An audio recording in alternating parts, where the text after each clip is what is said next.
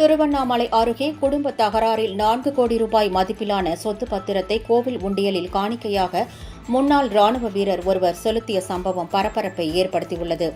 திருவண்ணாமலை மாவட்டம் ஆரணியை அடுத்த கோணையூர் கிராமத்தைச் சேர்ந்தவர் விஜயன்.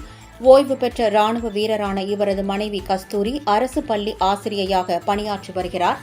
இவர்களது 2 மகள்கள் சுப்புலட்சுமி, ராஜலட்சுமி ஆகிய இருவருக்கும் திருமணமாகி வெளியூரில் வசித்து வரும் நிலையில் தம்பதியர் இருவரும் கருத்து வேறுபாடு காரணமாக பிரிந்து வாழ்வதாக கூறப்படுகிறது.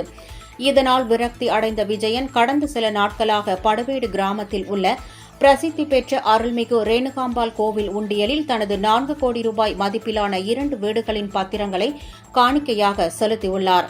நேற்று செவ்வாய்க்கிழமை படவேடு ரேணுகாம்பாள் கோவில் உண்டியல் காணிக்கை என்னும் பணி நடைபெற்றுக் கொண்டிருந்தபோது கோவிலுக்கு வந்த விஜயன் மனைவியுடன் ஏற்பட்ட கருத்து வேறுபாடு காரணமாக தனியாக வசித்து வருவதாகவும் இதனால் ஏற்பட்ட விரக்தியில் தனது சொத்து பத்திரங்களை அம்மன் திருக்கோவிலுக்கு காணிக்கையாக செலுத்திவிட்டதாகவும் கூறியுள்ளார்.